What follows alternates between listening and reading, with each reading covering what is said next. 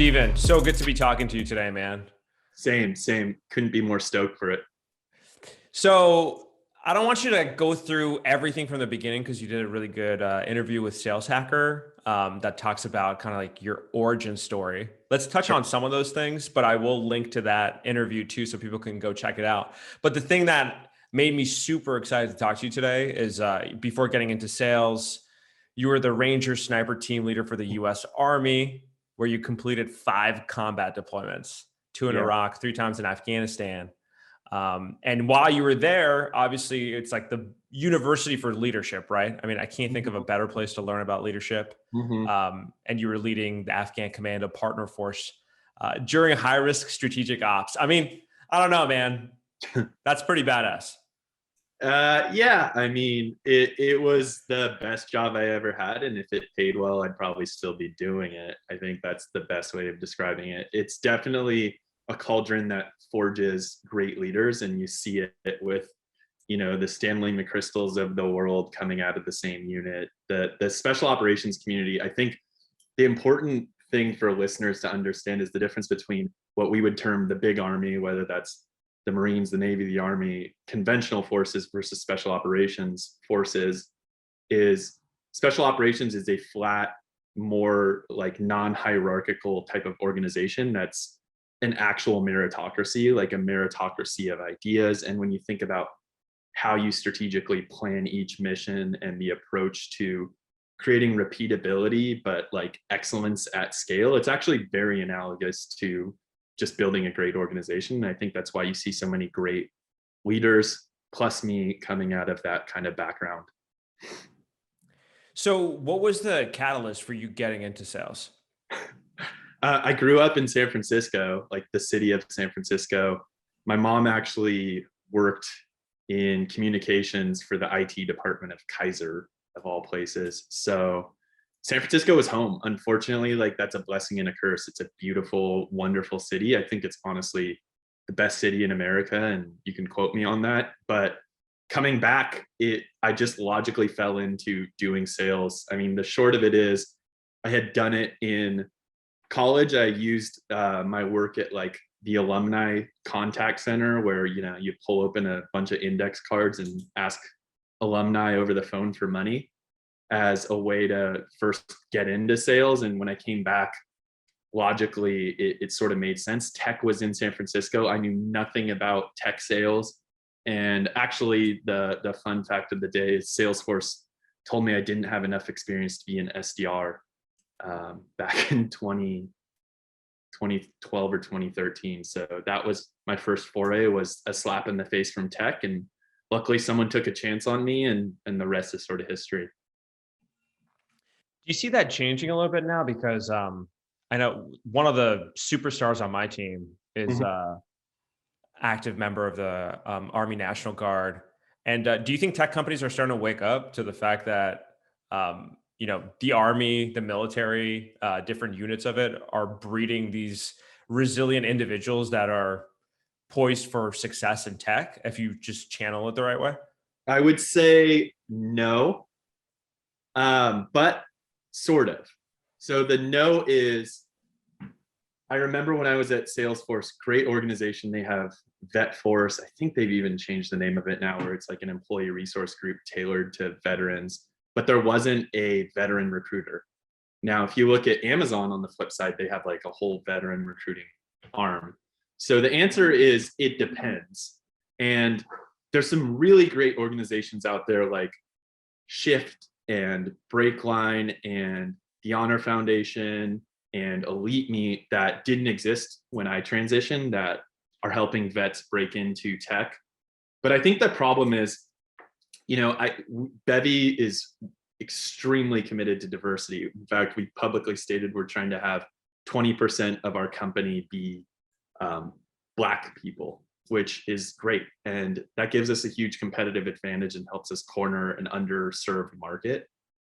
I don't think organizations generally remember that vets are an underrepresented, protected class that's worth focusing on. And I think what's important is diversity of opinion and perspective and experience is what creates and broadens the perspective and how teams approach problems. So I think there's work to be done there. But here's the other thing why I think that like targeting veteran in particular is really valuable, especially if you're focused on diversity, is underrepresented groups are overrepresented in the military. And look, I get like I'm a white guy in sales, so I'm probably not the one to be saying that. But the truth is, most minority groups are overrepresented in the military. So you have a cauldron that's forging great leaders and an opportunity to really pull them on board that I think, you know, the orgs that haven't doubled down on it are missing the boat. I love that. I didn't think about that. Yep. That's So why not only are you getting, not only are you getting people with super high potential, but it's also an easier way to hire a more diverse workforce in a way. Totally. It short circuits finding diverse talent. If you start there, you're more likely to be talking to candidates who are from underrepresented groups. And again, if you're a capitalist, like you want to corner as many of those talent markets as possible, because that gives you a competitive advantage that everyone who's hiring a lot of homogenous organizations is missing out on. So during one of our chats, we were talking about your background at MuleSoft. Yep. And you likened it to the special ops for enterprise sales. Yeah. Would you mind just walking us through what you meant by that, and maybe like Sure. key lessons that you took away from MuleSoft that now you're applying at Bevy? Sure. I think the number one way it was analogous, and we look at trying to create a great team at Bevy similarly, is the reality is that a special operations unit, whatever it is, typically has some assessment and selection process, and that assessment and selection process is not easy, and that purposefully weeds out individuals who aren't necessarily A+ type performers. And what MuleSoft understood, and what I'm trying to carry over, and what special operations understand, is when you hire A+ players and top performers, that builds this inspiring culture of winning, and it forces everyone within that organization to sort of bring their best selves to work every day. And by raising that collective water level, it breeds success. And when that success is understood, people who are A players are naturally going to be drawn to that sort of talent brand, and it creates a talent magnet. I think it's the thing like the SEALs do better than Ranger Regiment. They've got an amazing talent brand because they're very open about what they do, and they use the Navy SEALs as like the best recruiting tool for the Navy. I think there's precipitous, not so great downstream effects of that. You know, if you come on board to the SEAL teams, you kind of have this expectation that it's okay to be very open about what you're doing, and that's why you see, you know, 2 people writing books about killing bin Laden, both separately claiming credit. That's why you see American Sniper being written and full of a lot of bullshit, but I'll spare everyone the details there. That's why you see, you know, Operation Red Wings. Go and read about that. That's something where there was a little bit of cowboy stuff that got people hurt. And I don't want to speak ill about the Navy SEALs. I think they're a good organization, but again, that's the downside of having your talent brand be very public facing versus something that you sort of uncover through a selection process.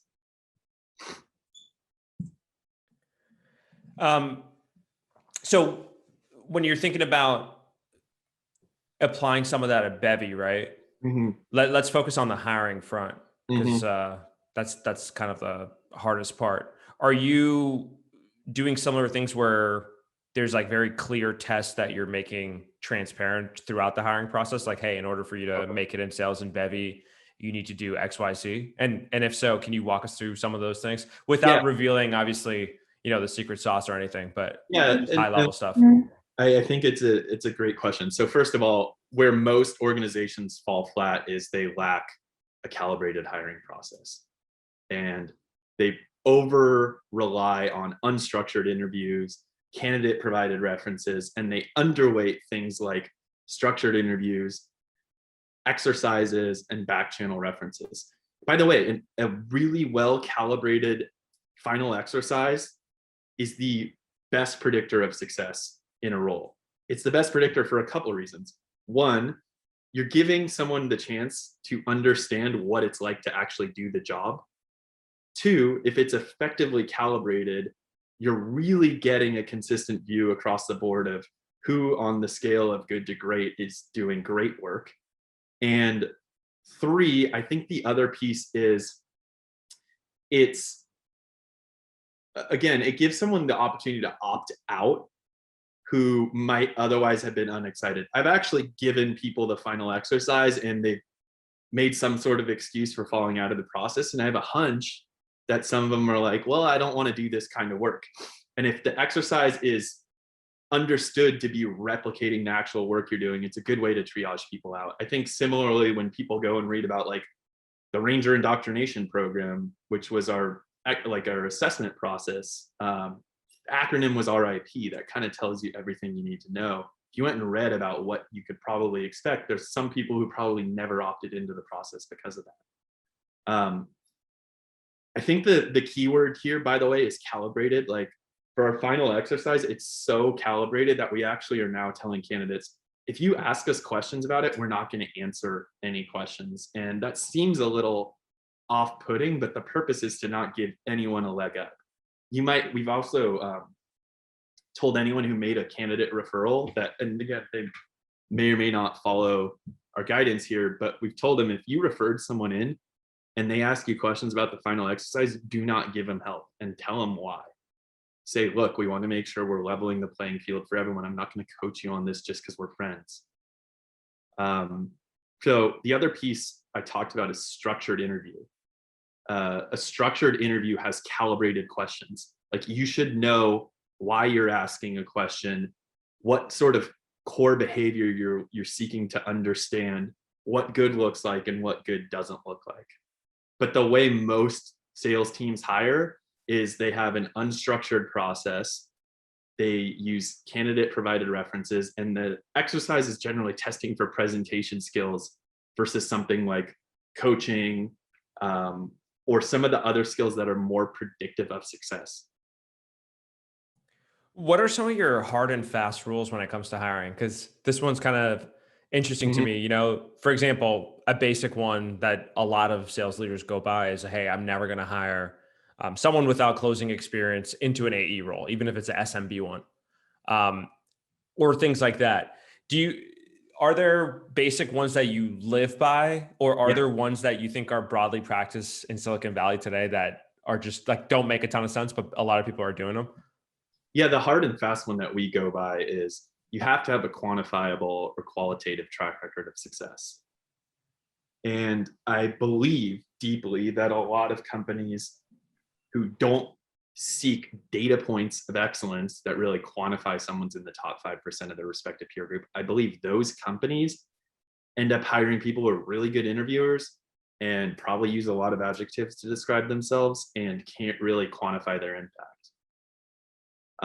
The other hard and fast one is, I get that there's some sort of degree of having a narrative if you've switched jobs a lot, but that's a data point in and of itself. If you've had 4 roles in 4 years and the company's still going strong, like, what does that tell me? It tells me that if I was a gambling man, I'd probably bet on the fact that you're going to do the same thing here and switch.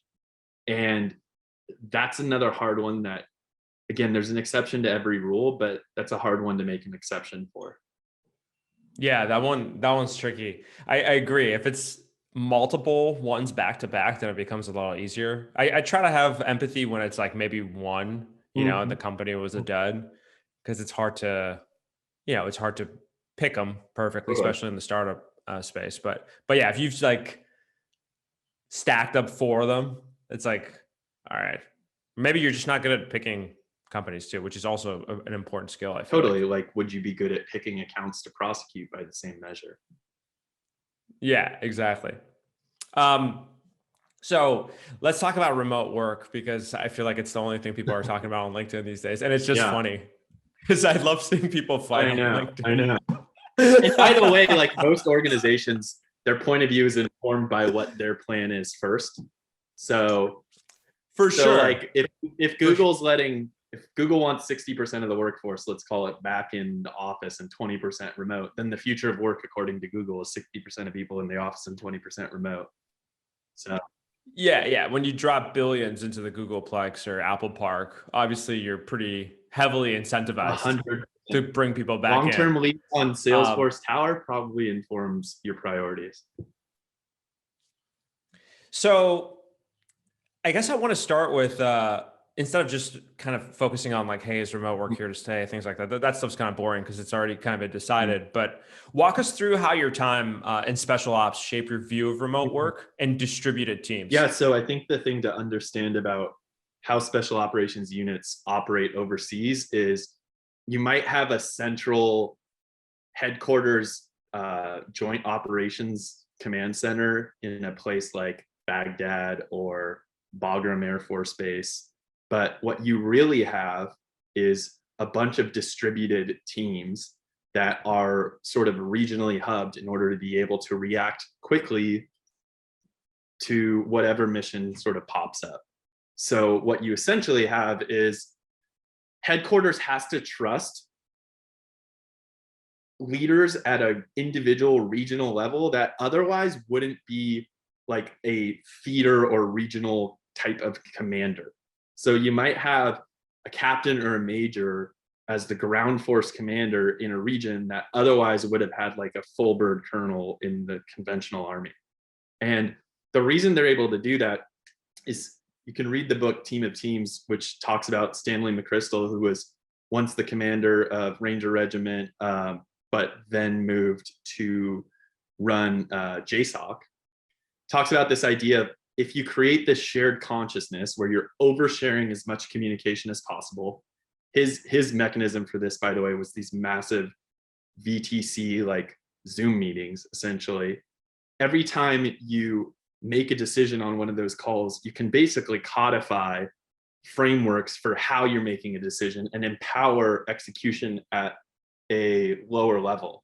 So instead, I think the example he talks about in the book is instead of having to be woken up every time you wanted to drop a 2,000-pound bomb, he basically said, hey, look, if you're going to wake me up and some target hits these criteria, like you automatically have a green light. If not, and it meets 2 out of 3 of the criteria, wake me up. And if it meets none of them, you're not going to get approval whether you wake me up or not. The other piece is special operations units rely on planning frameworks that scale. So there's I don't want to get into like the jargon, but there's essentially like a templatized plan, or sorry, a templatized planning framework that every unit at a regional level can use to rapidly execute on missions. So it's kind of like plug in the inputs, like what's different between this mission and another, and operate quickly, and gives you the ability to sometimes literally plan operations midair on the fly because a target popped up or was really pressing. So what special operations has figured out is if you share decision-making frameworks and overshare and over communicate as much as humanly possible, you empower lower level leaders to make decisions the same way the commander of the entire task force would have. I feel like that's the same way you should be leading a sales team. Every time you're communicating with your frontline sales managers, you should be giving them not the answer, but how you're approaching the answer to whatever challenge they're working through. And over time, they will start using that lens or that framework and apply that to their decision-making process. I think similarly, like you should get to a place where your sales play is obviously changes from deal to some extent, but it's so stamped out that a rep can self-assess, like, here's where I am. And in order to continue to advance this opportunity, in theory, I should take these certain steps based on like what best practice looks like. And much in the way that, special operations units thrive because they're able to massively flex when the rubber hits the road and they get on the ground, like if you at least share what good looks like, in theory, people will sort of tend to deviate and sort of steer towards those best practices over time. And that's where you get operational excellence at scale.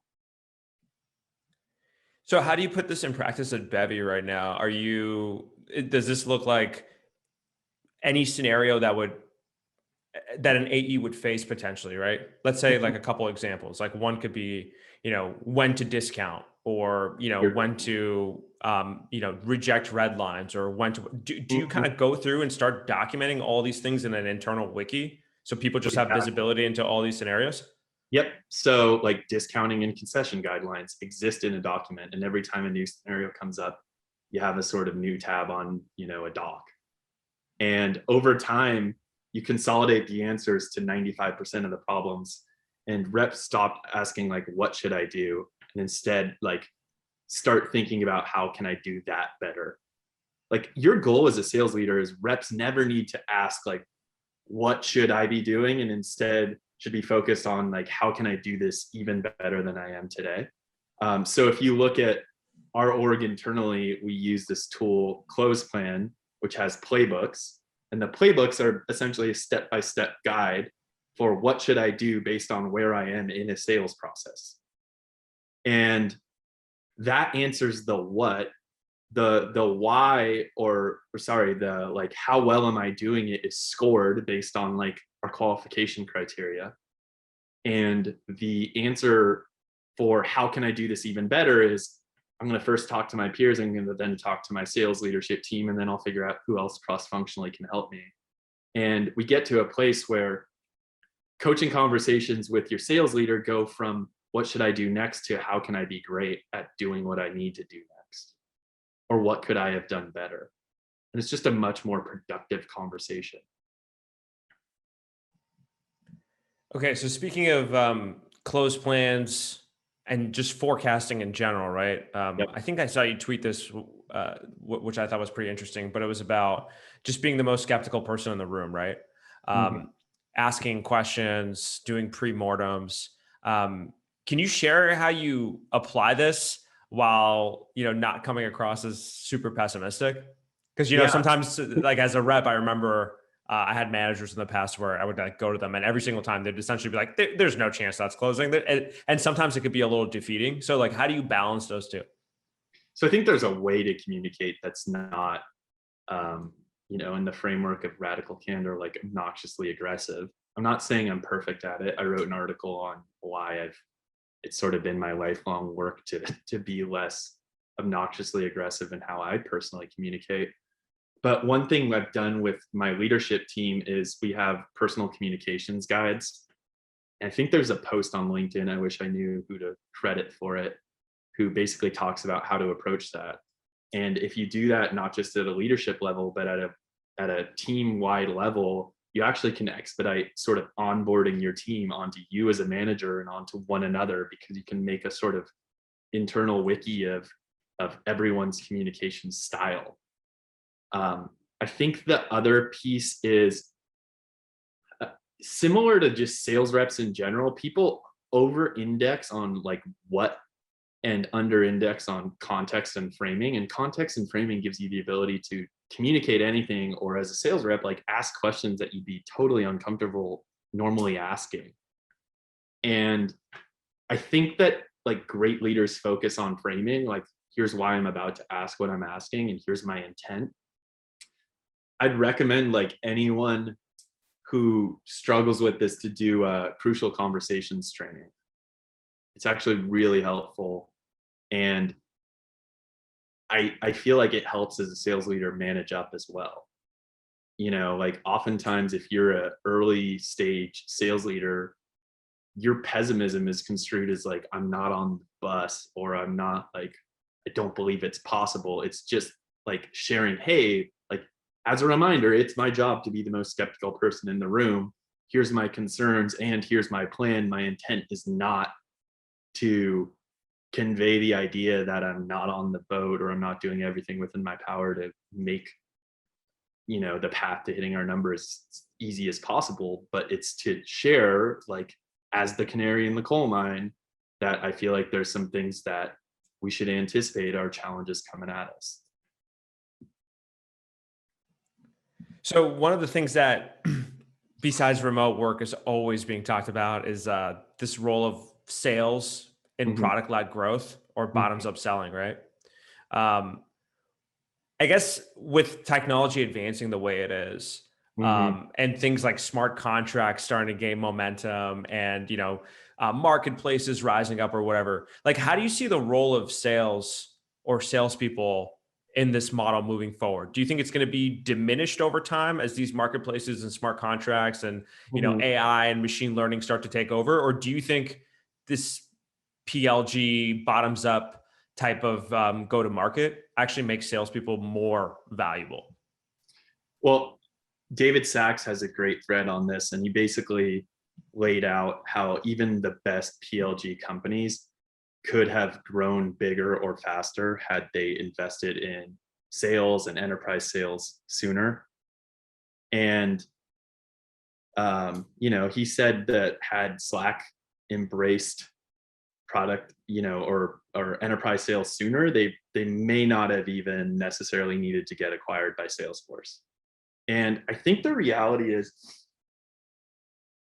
I've talked to a lot of sales leaders and CEOs at product-led growth companies, and what stands out to me is that the best organizations recognize that investing in sales, whether you're PLG or not, it's similar to like planting a tree. Like the best time to plant a tree is 20 years ago. The next best time is 3 years ago. Third best time is today. And you see a lot of leaders sleeping on sales. And the reality is like that upmarket seat consolidation model that takes time, and just waiting until you hit your head against a ceiling for product led growth before bringing people on board to run that play is going to be hard. I have a hypothesis. I think Slack, Dropbox, some of these established product led growth companies, a lot of those leaders are getting hired elsewhere at companies that are trying to go from PLG to enterprise led. And I think some had success in those orgs because they were capable of actually figuring out the outbound deterministic seat consolidation model. But I think a lot had success because they were there at the right time. And I imagine that there will be a sort of whiplash effect to some degree with some of these companies that hired that sort of persona, that kind of salesperson and sales leader, where there will be a reckoning where they're kind of going to have to pull in people who can actually go up market. The best sales leaders, the best salespeople can do both. Like stick the inbound, product qualified lead motion, and still figure out how to like go up market, cross sell, and run the seat consolidation model. Tell us about the moment when you joined Bevy, right? Yeah. Did you join at a moment where it was essentially like all inbound and you came in and tried to figure that out before building on it? Or what was kind of this, what was the Yeah. state of things on the GTM front when you joined Bevy? Yeah, I was an advisor and we had unnatural momentum.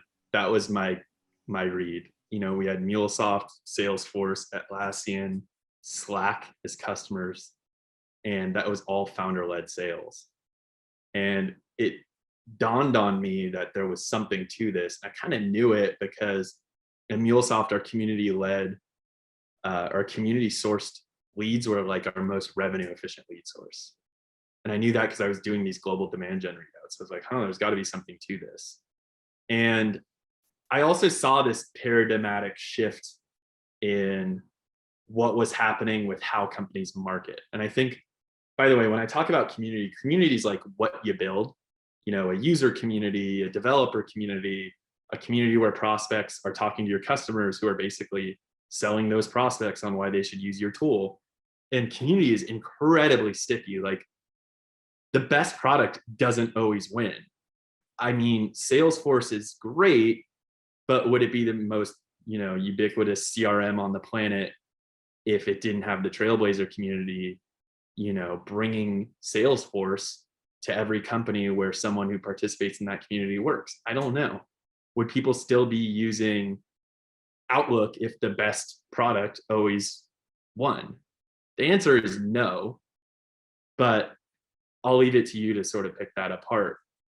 I think companies now are being told like product-led growth is the path to success, but I look at companies that are consistently delivering year over year, and there's a reason Salesforce acquired Slack and not the other way around. And that's, I mean, I don't know a ton about Slack, but I know that Salesforce has a sales machine that is really second to none right now.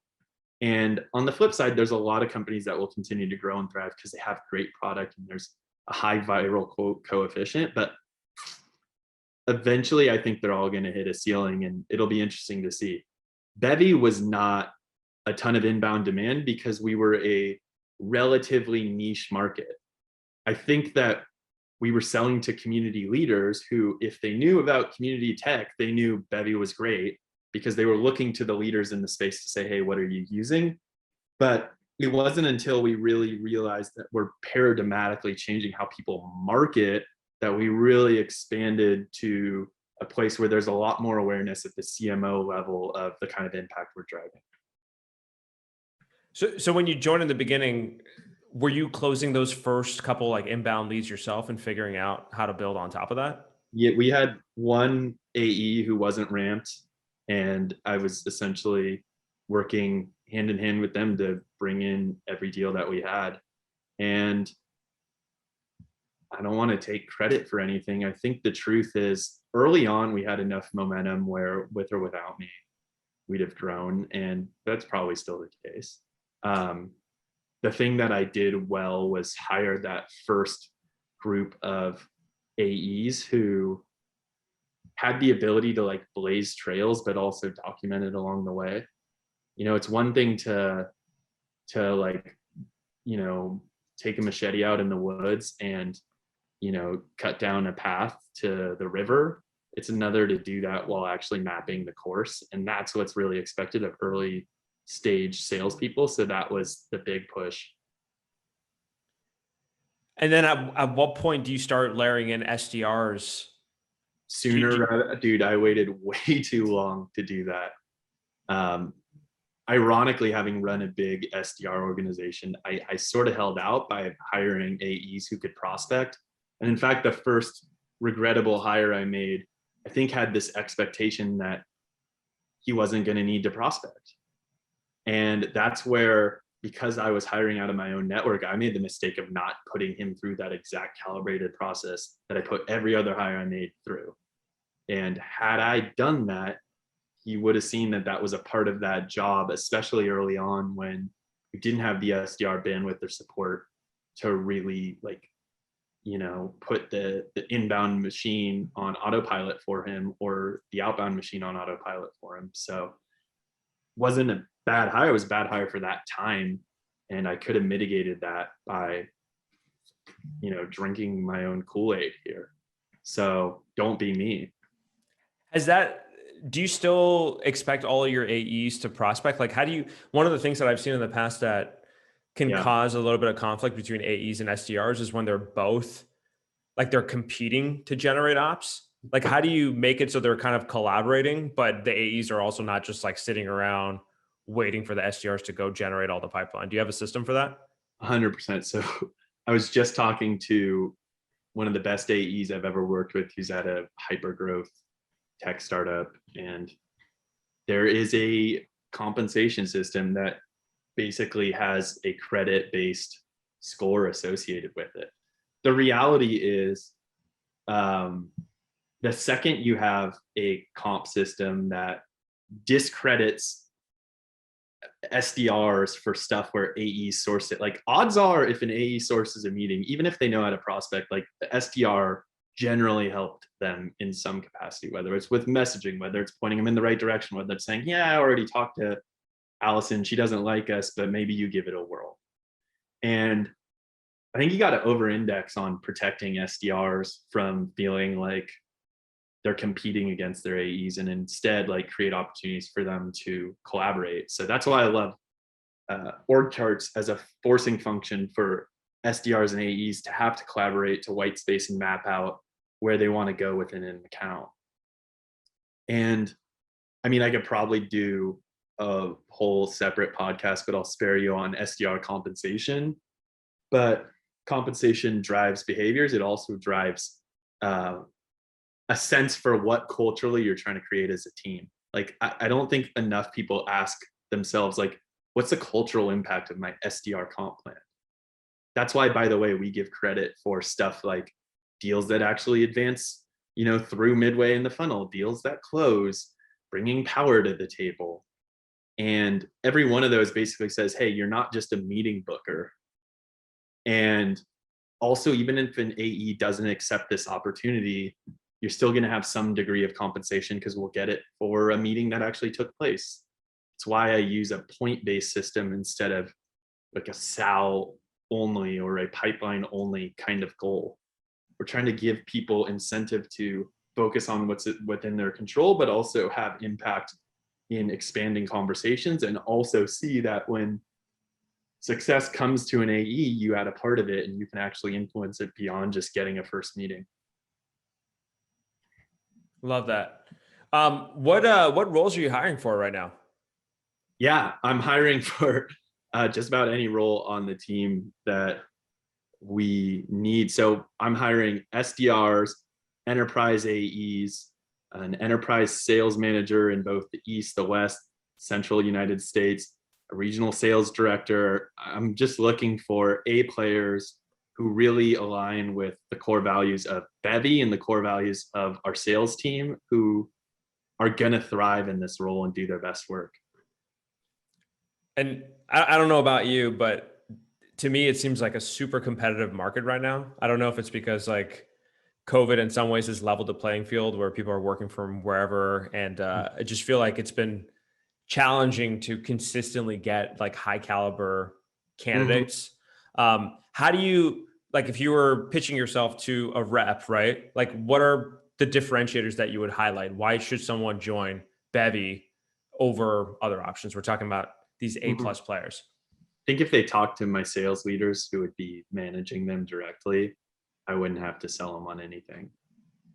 And beyond that, we're building the most diverse team possible here, and we're really challenging ourselves constantly to bring our best self to work every day.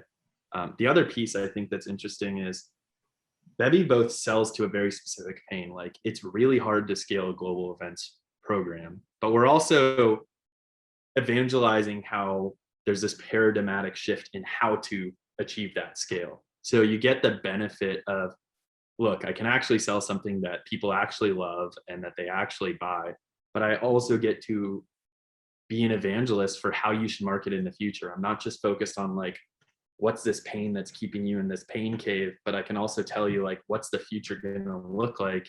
And because of that, you get to talk to great marketing and community leaders at the best companies on the planet.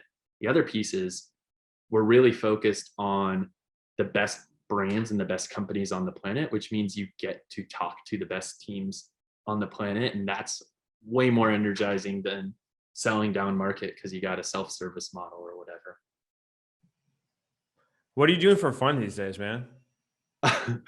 I'm in Florida right now because I bought a property that has its own freshwater spring. And I basically am waking up every morning and going cave diving on my own property for a couple hours a day.